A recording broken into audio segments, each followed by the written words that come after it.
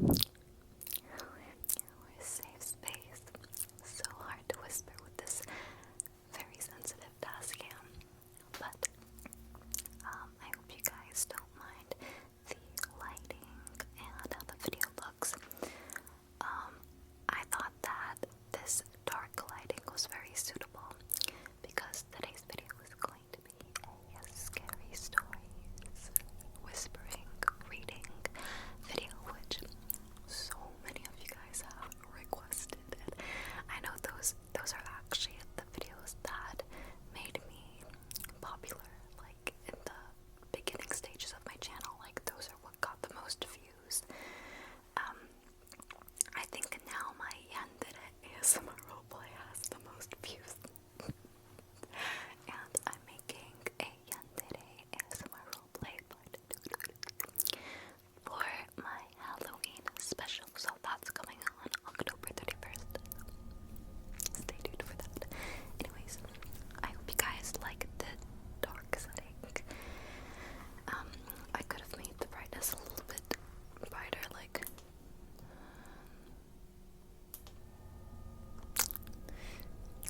but I don't know. What do you guys think? This is like the darkest, and I was like, the darkest is the best because it's the scariest.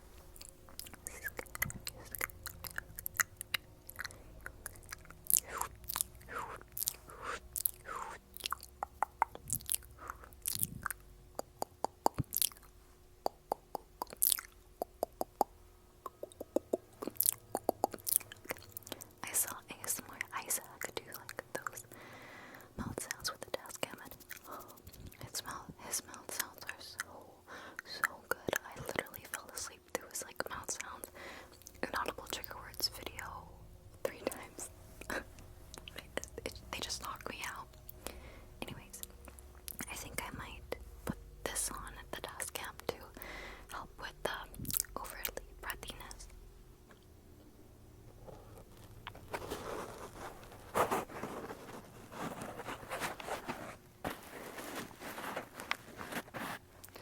Like this, like this.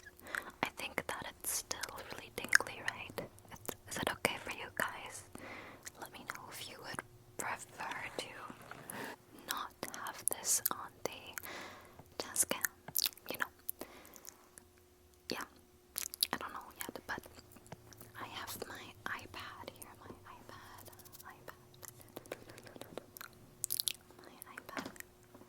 Oh god, I forgot to close my closet. It's wide open, let me close it.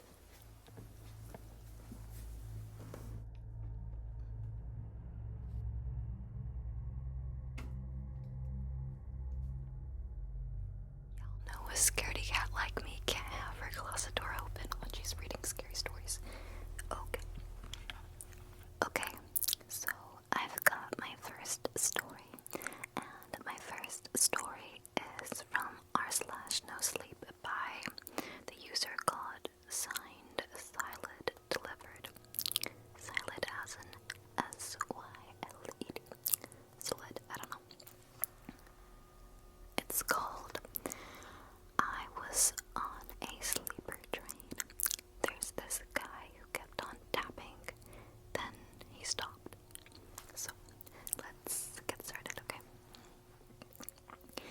I sat back, intrigued. He was tapping the corners of the table. Left, right, in perfectly spaced intervals. It was almost hypnotic. It wouldn't have got my notice if not for the look of utter concentration and anxiety on his face as he tapped carefully with the 2 fingers of each hand on each corner.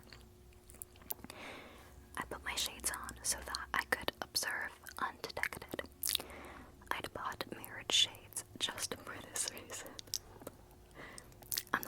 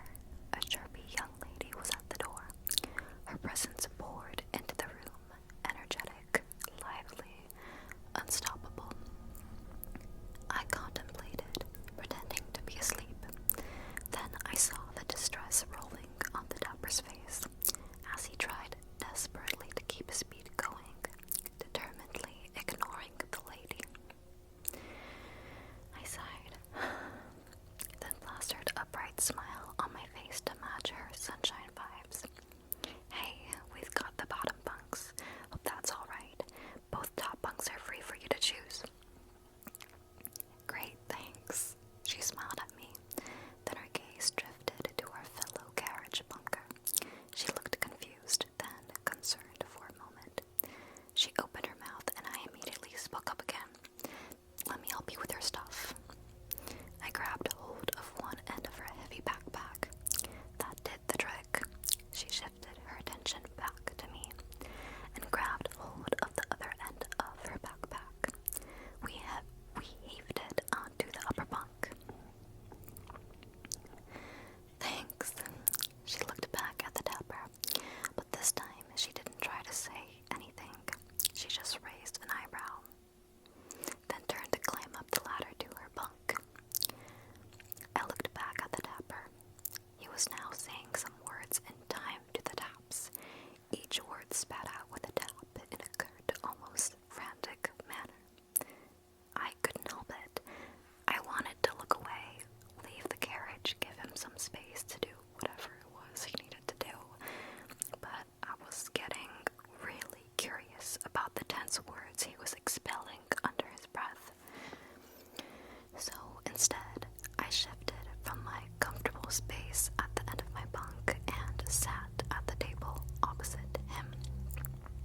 I put my head down on my side of the table and pretended to take a nap. I could now make out some of the words. Do not, never. I couldn't tell what the rest of the words were. He was pronouncing the words in slightly varying ways, as if attempting to say them in the perfect way, enunciating every phoneme the words had. I kept my head down, just listening to his words and taps, and without realizing, somehow drifted off. I don't remember what I was dreaming about, except for the last scene. I was walking down some steps and realized that the ground wasn't there. I walked off the last step and fell.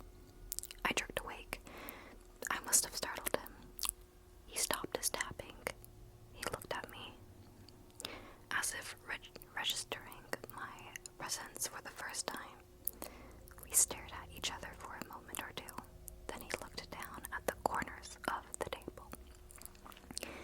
I could already see it happening, him getting distressed about his tapping ritual being disrupted and falling back into a frenzy of tapping and chanting. Hey, nice to meet you, I said before I could think it through. He looked at me with a tinge of surprise. In the bunk above him, the lady turned to her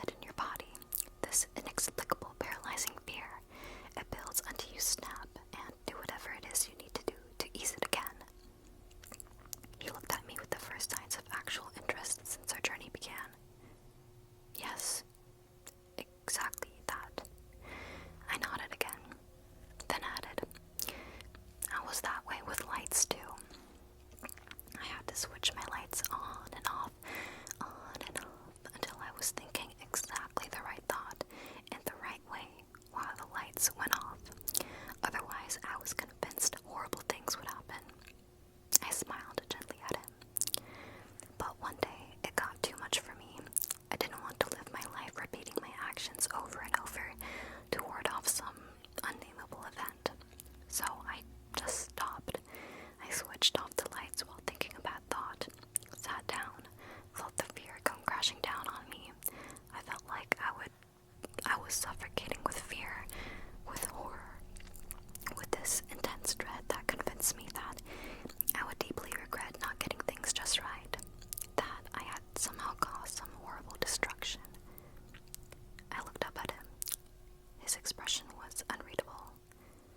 But nothing happened, I continued. Nothing bad happened, even though it felt so real. It felt like it was going to happen. He stayed silent. I cleared my throat nervously. I worked with others too, who had these issues.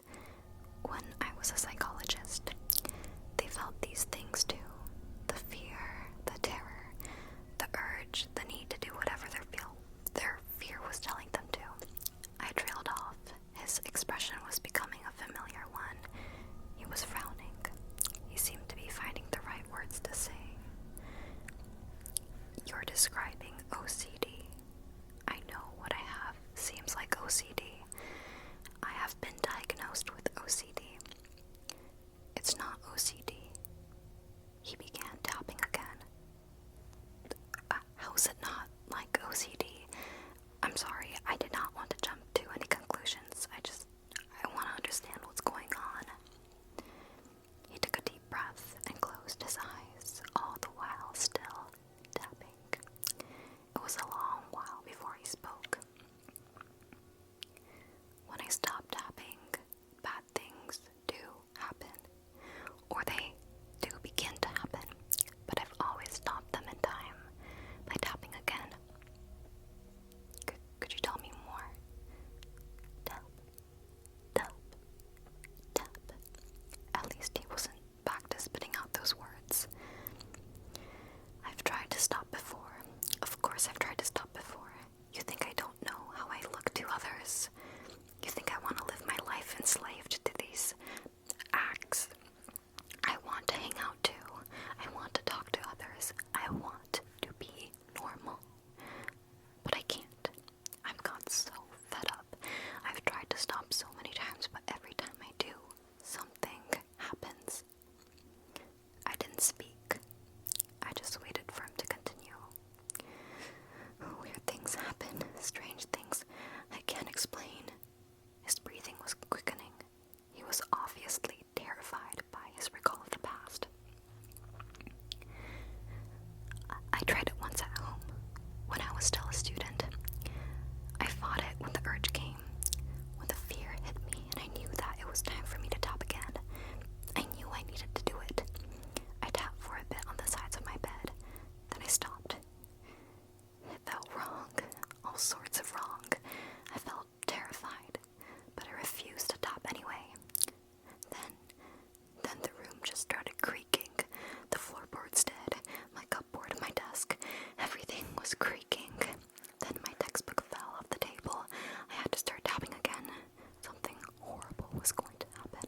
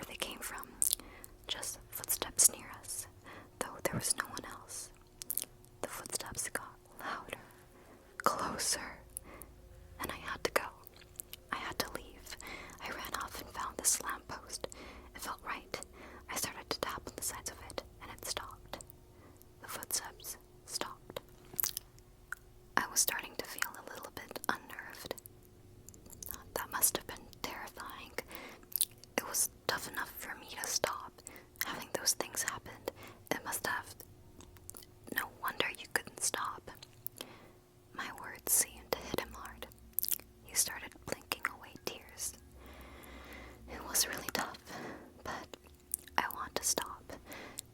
I want to so badly to stop. I want everything to go away. I want to be normal. I want to be free. I want to be able to have a conversation with my train mates. I want to walk to the dining car, have a meal, and not be stared at like a freak. The tears kept spilling from his eyes. I felt a tingling, salty sensation at the back of my throat and a heavy pull on my heart. Do you want to try? Here, with me here. We could face it together. His tears gave way to proper sobs. I didn't know what to do. I just sat there looking at him silently. When his sobs subsided, he lifted his reddened eyes and regarded me for a while. I do want to try. Please, maybe it'd be better with someone else around. I let out a small sigh of relief. I was hoping he'd be willing to try. I couldn't deal with the thought of him going about his life, living the way he did. I just want to point out another thing that could help us along, I said. He watched me expectantly. It can really help to think of what's the worst thing that could happen, then compare it to your life as you're living it now, and be okay with the worst thing that could happen, to rather face that possibility than live as you're living now. He seemed uncertain, scared. For me, it worked. I thought, well, the worst that could have happened would have probably been someone dying, the world ending, severe injuries and whatnot. And I realized I'd rather just let it happen, get it over and done with, than to keep doing these gestures, these repetitive actions, being slave to my fear. I needed to be done with, whatever the cost. He considered my words with a grave expression. Then he nodded. I'm willing. It's been too long. Too much. It's not allowed me to have a proper life. I smiled at him. Then let's do it. He looked at me, still tapping the sides of the table. Then his jaw tightened, and he nodded.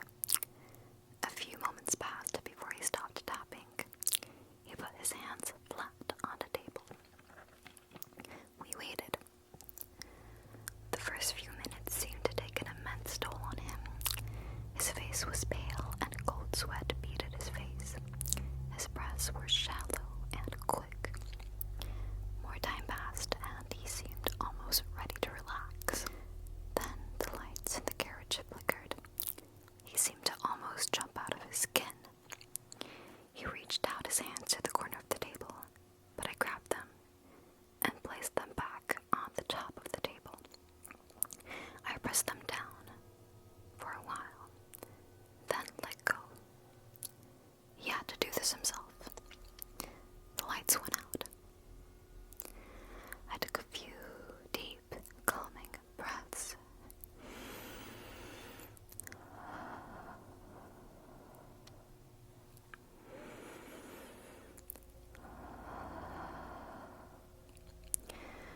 This was a coincidence.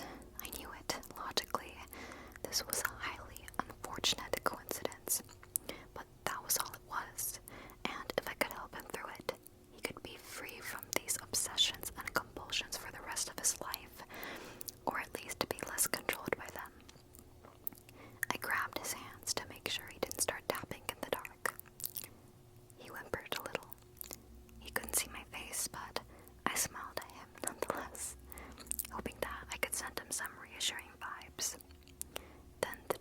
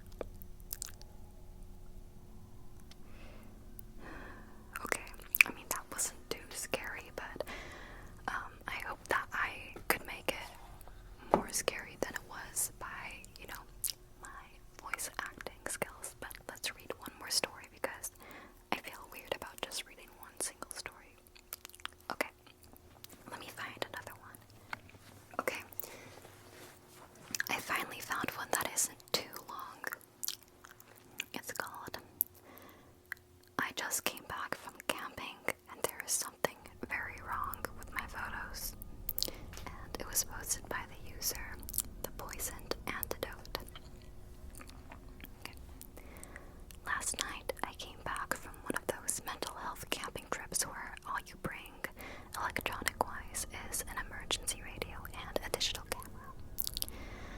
Other than what I'm about to tell you, it was actually insanely good for my health. I was struggling with my jaw for a little bit, and let's be honest, I was also struggling with life in general, but was finally able to simply relax. I was able to relax in what felt like the first time in years, to be honest. I came back a new person, a fresh slate to write the rest of my life on. I later found out I came back a new person in a more literal way.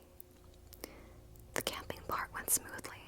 I enjoyed some fishing, cooked with a campfire, met some other people on their own retreat as well. You know, the normal camping stuff. I also took lots of pictures.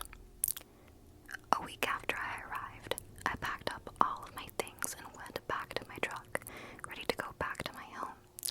The ride back went smoothly, but I do have to admit, that first night of sleeping in my own bed rather than a cot felt so freaking good. I woke up this morning and decided to go through my photos before heading into work to see what I wanted to download to my computer and what I wanted to trash. This is where things get odd. The first picture was of me with a group of about 6 other people. I don't remember a single one of these guys. All of their faces were blurred out, like they turned their heads swiftly right as the picture was being taken of them. We all had our hands around each other, and the girl next to me was getting really close and personal with my waist. But I don't remember a single one of them. This catches me off guard. I just know I went camping alone. But from the looks of these pictures, I can see my tent in the background, with a couple other tents placed there too, all in perfect condition. It felt like I was staring at an alternate reality, like what could have been if I went with a group. Eventually, I shrug it off as maybe drinking a little too much one night and forgetting about a group of wanderers that just sit up with me for the night. You know, a lousy excuse that made me feel less insane. Eventually, I scroll through the rest of the pics. Some of them are things I remembered, like fishing and cooking, but they always had other people in it, as if they were removed by my memories, and, like always, their faces were blurred. Now I go to the second day's worth of pictures. At the start of the day, there seems to be the same picture as before, except the guy all the way to the left wasn't in the picture anymore, just simply gone. Again, the same process continues. The rest of the pictures that day are the ones I remember, but simply with more people added into the mix that I don't. I look at the next day, and another person disappears. The next day, another one disappears, and then another. Again, another goes, continuing the process until there is just me and this woman left. Her arms around my waist, hugging me with a blurred face. I noticed that all of the tents were still there, but tattered as if they just got out of a storm, except mine, which was perfect. Now I am beyond freaking out, trying to make sense of what happened. Who were they? Where did they go? What is happening? Why don't I remember? I look down at my watch and notice that I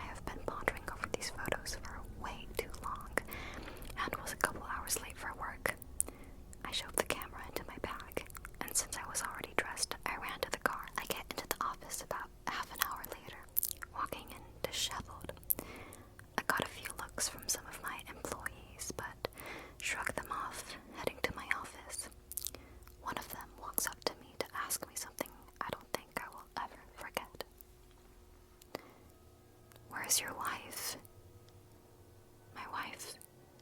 Yeah, her and the rest of the management.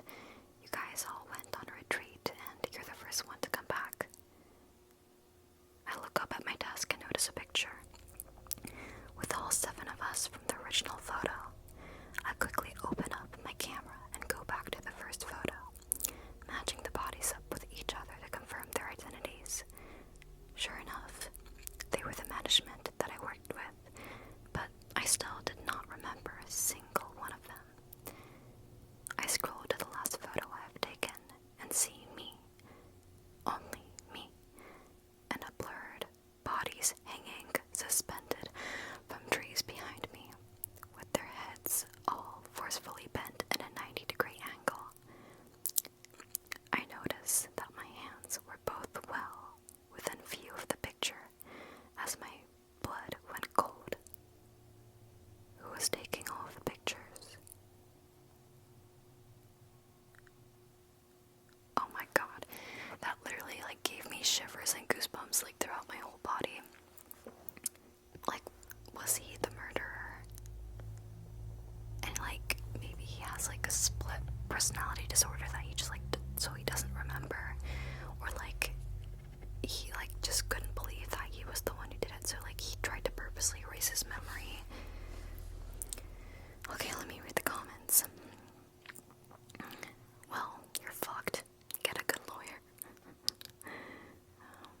Whoa, creepy. You'll have to figure out who did it. Who did what to whom and why. That shit is creepy as hell. Would love an update. Oh, there is such thing as a photo timer, but it wouldn't hurt to find out how many people were supposed to go on the retreat. The 7 of you, or one more. Damn.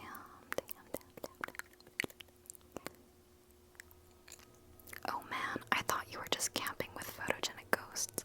Turned out you had a psychotic breakdown and murdered everyone. Tough break. Yeah, that's what I think as well. I think he's the one who murdered every single person, but he just doesn't remember. Or he literally is just trying to purposely erase his memory or just not remember it. His mind just